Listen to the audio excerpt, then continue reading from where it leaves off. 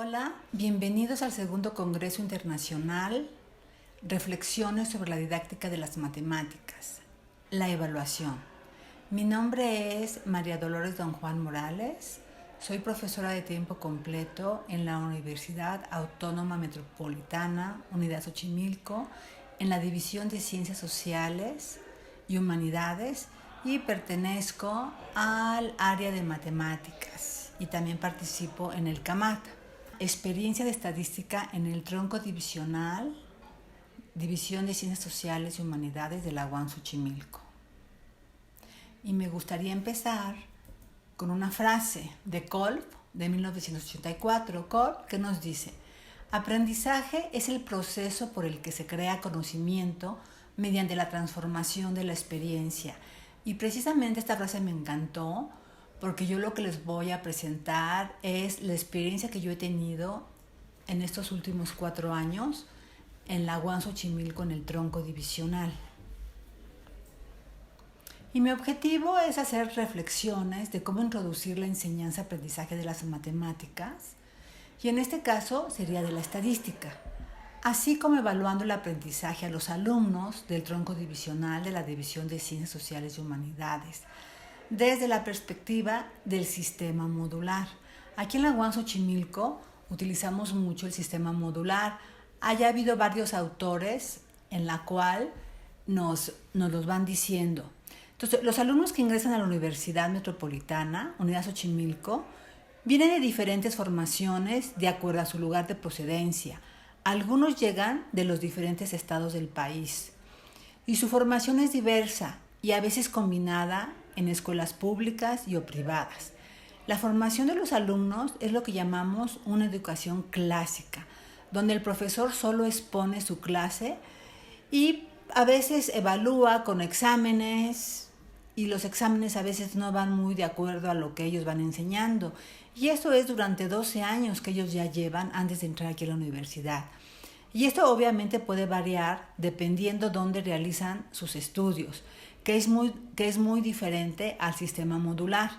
Cuando ingresan a la universidad, aquí en la UAM, y sobre todo en la de Xochimilco, que es la única que tiene el sistema modular, es todo un proceso de adaptación a algo nuevo que seguramente no habían experimentado antes, para lo cual requiere de hacerse responsables de su propio aprendizaje. Y a veces los chicos, si no tuvieron esa responsabilidad en casa y en lo que les enseñaron, a veces les cuesta trabajo. Y no solo escuchar al profesor como lo venían haciendo, sino hay que estar participando constantemente.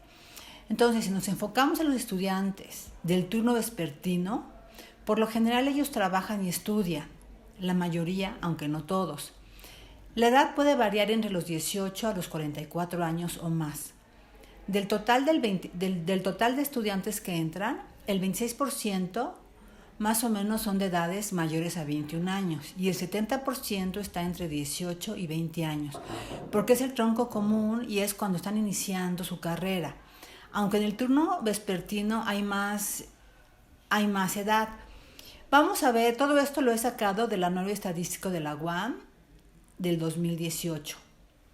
Algunos estudiantes que me he encontrado tienen una segunda profesión, algunos están en la UNAM, me he encontrado 1 o 2 estudiantes. Estamos con personas adultas para la enseñanza-aprendizaje, que es muy diferente cuando ellos eran niños o eran adolescentes. Lo anterior es como lo he estado experimentando en estos últimos 4 años. Y nos vamos a enfocar a la División de Ciencias Sociales y Humanidades en el tronco divisional. Entonces, como ya vimos que vienen de diferentes formaciones, los alumnos, vamos a ver el perfil de los alumnos que ingresan a la UAM. Vamos a mostrar algunos cuadros del anuario estadístico para ver cómo ellos entran.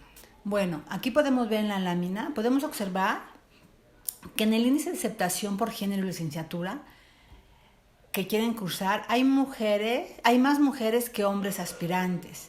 El 50% de los aspirantes son mujeres y el 42% hombres. El 44% de las mujeres aspirantes desean cursar psicología y el 24% administración. Aquí es donde está más del 50%. ¿Y por qué lo menciono? Porque la mayoría no quieren matemáticas. Y como voy a enfocar la parte de estadística, Por eso hago énfasis en esta parte. Ahora, el 32% de hombres aspirantes desean cursar la carrera de administración y el 24% de psicología. Aquí también está más del 50%. De 10.381 aspirantes, solo son admitidos 1.648, solo el 16% de estos aspirantes. Y cabe señalar que los grupos y salones están diseñados para el sistema modular con grupos máximo de 25 alumnos, dependiendo la carrera y el trimestre en el que curso, porque en los posgrados probablemente hay alumnos de 7, 10, 15, a veces hay grupos de 18 o de 20 alumnos. Entonces, en la aceptación, el índice de aceptación por escuela de procedencia, podemos observar que en cuanto a la escuela de procedencia, la mayor demanda proviene del colegio de bachilleres, el 70% de los estudiantes. De las demás escuelas, y de ese 70% nada más admite el 66% del total. Luego vienen los que vienen de la DGETI o del SET, que es un 11%, y de ellos nada más se quedan el 6% del total admitido. Hay varias DGETIs, sin embargo los porcentajes son menores. Luego la CONALEP, con un 7%, quedándose un casi 5% del total admitido. Cabe señalar que de las demás escuelas, como la preparatoria y CCH, que vienen por parte de la UNAM, así como de la CECIT del Poli, cada una tiene aproximadamente un 2% de aspirantes del total de las demás escuelas. Sin embargo, aun cuando el porcentaje es bajo, se quedan de ese porcentaje de preparatoria un 60% de CCH, un 38% de la CECIT y un 30% los que vienen del Poli. Y todo esto hace un total de los 17% admitidos. Esto quiere decir que la mayoría de las personas que vienen de la UNAM, del Poli o de la CECIT, casi se quedan todos aquí y son admitidos. Y después van siguiendo los de bachilleres, que aunque son muchos, que son 5.050, pues se quedan 678, ¿no? Entonces, estos son los estudiantes que nosotros recibimos aquí en la UAM Xochimilco. Y luego vienen de otras universidades incorporadas y demás, pero de estos son los principales. Luego del primer ingreso, tenemos los de administración, comunicación, economía, psicología, sociología, política y gestión social. Todos ellos pertenecen al tronco común de la División de Ciencias Sociales y Humanidades. De ellos tenemos de primer ingreso, ahí ya tenemos 1.351 estudiantes. Y podemos ver más o menos en cada trimestre, primavera y otoño, más o menos cuántos estudiantes eran. Luego, inscritos de primer ingreso de lista complementaria, nada más es un porcentaje muy pequeñito. Esta lista complementaria en realidad no sé de dónde viene, pero son muy pocos estos estudiantes. Y luego la matrícula. La matrícula, si podemos verla, tenemos un total de 5.082 estudiantes. Es toda la matrícula total. Y ahí podemos ver que en psicología hay 1.314 estudiantes, que es la gran mayoría. En administración 828, comunicación social son muy pocos. Y vemos en sociología 710 y política y gestión social, que es una carrera nueva, tiene aproximadamente, ¿qué será? Como 10 años, más o menos, ¿no? Son pocos los estudiantes.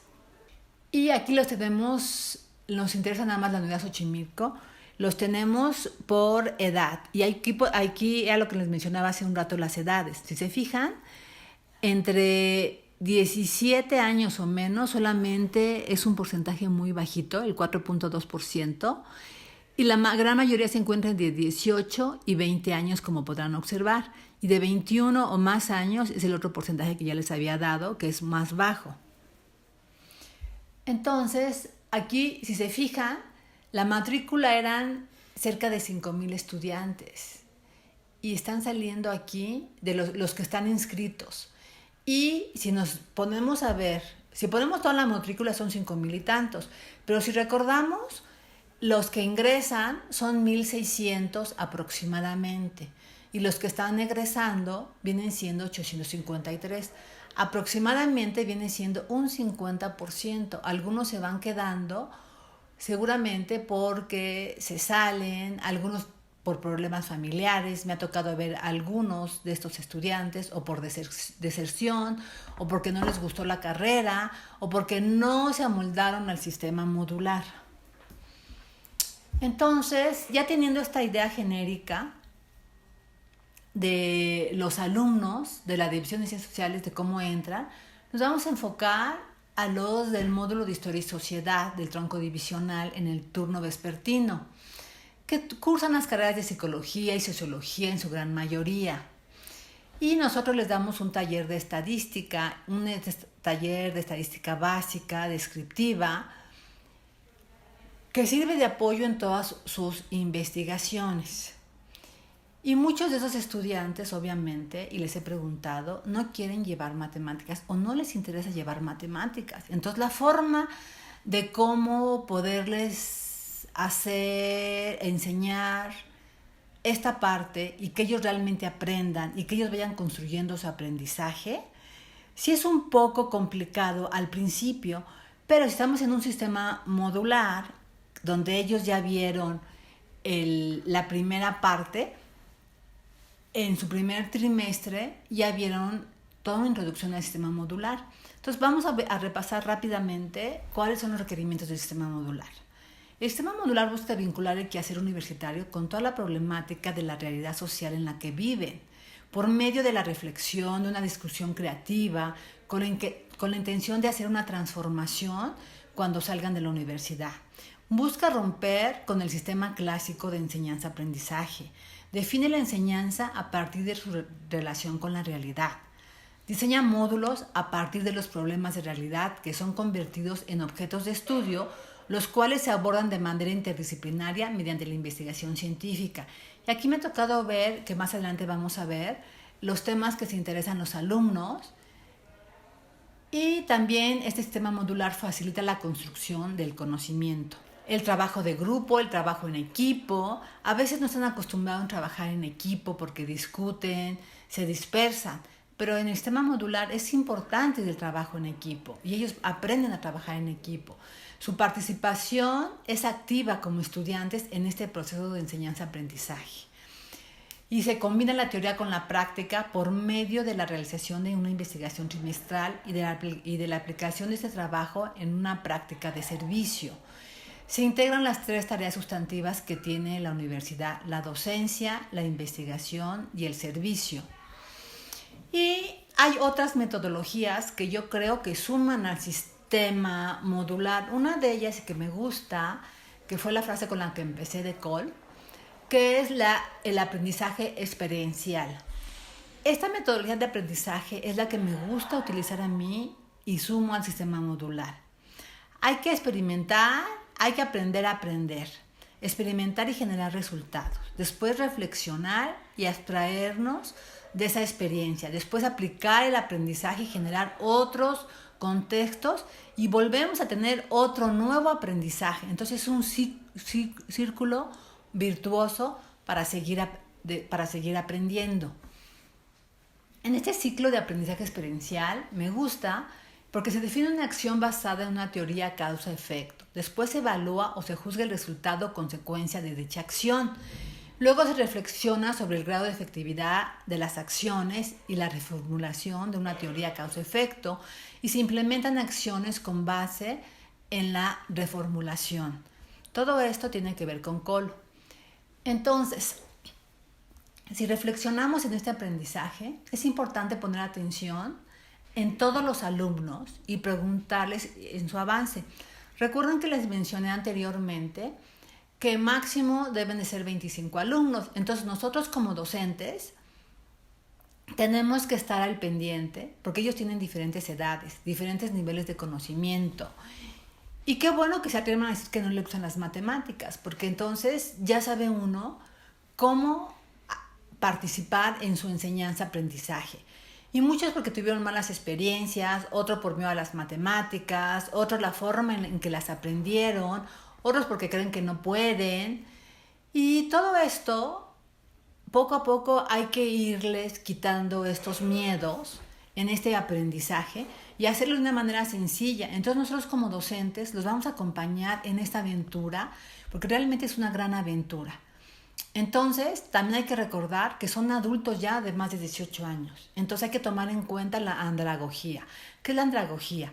Es el arte de educar a los adultos. Y esta definición de Malcolm me gusta mucho, que dice que es considerado como el padre de la educación de adultos. Él introdujo la teoría de la andragogía como el arte y la ciencia de ayudar a adultos a aprender. Consideraba que los adultos necesitan ser participantes activos en su propio aprendizaje. Si se fijan, eso es lo de Kolb que les mencioné, ese círculo virtuoso. Entonces, Malcolm manifiesta que los adultos aprenden de manera diferente a los niños y que los entrenadores en su rol de facilitadores del aprendizaje deberían usar un proceso diferente para facilitarlo. Y esto es lo que me gusta y es lo que he estado experimentando con estos estudiantes. Entonces, ya tomando estos diferentes factores para la enseñanza-aprendizaje, hay que actualizarnos nosotros mismos como docentes constantemente, sobre todo ahora con los avances tecnológicos, para que nos sirvan de apoyo esta nueva tecnología. Entonces, hoy contamos y también vemos que hay diferentes, hoy en día contamos con diferentes artículos, libros, investigaciones acerca de la educación, de cómo planear, de cómo hacer los objetivos, de cómo irlo haciendo. Entonces yo creo que todo esto nos debe sumar al sistema modular. Por ejemplo, Miguel Monroy nos habla acerca de la planeación didáctica, Frida Díaz de la cognición situada y estrategias para el aprendizaje significativo. Así podríamos seguir nombrando diferentes temáticas de autores que han ido reflexionando, aportando sus investigaciones. Pero ya vamos enfocando más a la parte de reflexión. Todo esto fue para poderlos poner en un marco de toda esta parte reflexiva de las que les estoy hablando. Entonces, de esta forma, como profesores, estaremos contribuyendo a la enseñanza-aprendizaje de los alumnos y lo más importante es ir evaluando su aprendizaje y todo eso bajo la observación, bajo la nueva temática como docentes. Hay que irlo evaluando. En mi experiencia hay alumnos que aprenden más rápido que otros. Lo importante es llevarlo paso a paso y que ellos mismos lo hagan construyendo. Eso les va dando confianza y seguridad y se dan cuenta que no es difícil y que pueden realizarlo. Y los alumnos que van aprendiendo más rápido, lo que yo hago es aprovechar y juntarlos con los alumnos con su aprendizaje que es más básico o más lento para que los ayuden y los apoyen. Entonces, en el inicio es importante hacer una vinculación en lo que vieron los alumnos en el primer trimestre y en el segundo trimestre. Porque en el primer trimestre les enseñaron todo lo que es el sistema modular. Entonces yo lo vinculo con esa parte, con esa enseñanza. Y en realidad un trimestre nada más nos alcanza para 11 semanas. Entonces en 11 semanas yo tengo que planear todo lo que les voy a enseñar de este taller de estadística y saber que tengo alumnos que son introvertidos, extrovertidos, como ya les dije, de diferentes partes. Y además ellos deben de tener un respeto entre ellos, escucharse. Aunque ellos no estén de acuerdo en lo que cada uno dice, es importante que ellos sepan. Entonces hay que integrarlos y yo hago un círculo virtuoso con los alumnos para integrarlos. Entonces esto me sirve para integrar a los alumnos, es como romper el hielo. Entonces es importante cómo ellos se van integrando, cómo van conviviendo, cómo se van enterando de cómo van ellos teniendo más cosas. Entonces yo les muestro, ya que hicimos esto, les muestro el programa, el contenido, les menciono la forma de cómo se evaluar el trimestre. Esta parte es muy importante de cómo vamos a evaluar el trimestre, porque son 25 puntos y mucho de lo que yo evalúo es el trabajo en equipo, el trabajo participativo con ellos en el pizarrón, toda esa parte. Y lo voy vinculando con todas las investigaciones como futuros sociólogos y psicólogos, porque esos son los que tengo en ese taller. Y dentro del trimestre les pido que presenten una investigación, donde deben de incluir en su investigación su tema, su pregunta de investigación, su hipótesis de investigación, su cuestionario, todo el desarrollo, toda la codificación de información, análisis, reflexiones, sus gráficas, sus conclusiones. Y entonces estos son algunos temas que ellos tienen y sobre esos temas es sobre los que yo parto para enseñarles también.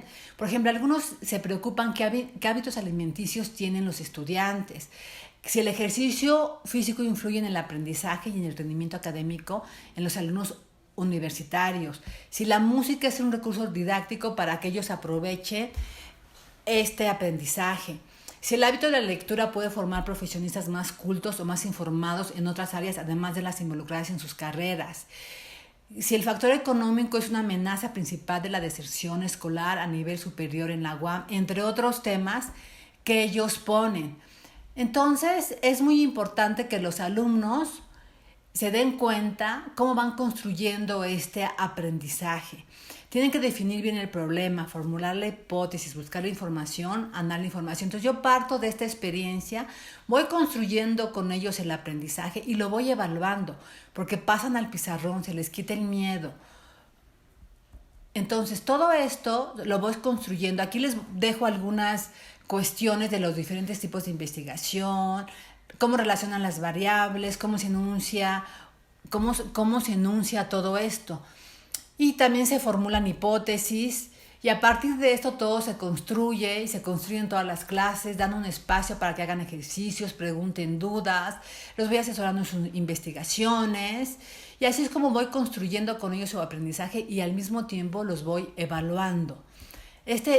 Todo esto ha sido una experiencia muy interesante para mí porque eso les da mucha confianza y al final les pregunto a los alumnos qué es lo que ellos sintieron, me dan las gracias porque sí aprendieron, se les quitó el miedo de las matemáticas y podemos seguir reflexionando y haciendo todo esto, pero el tiempo ya es importante, entonces les dejo esto junto con la bibliografía, toda esta reflexión en la que he experimentado este programa de taller de estadística. Les agradezco su atención. Gracias.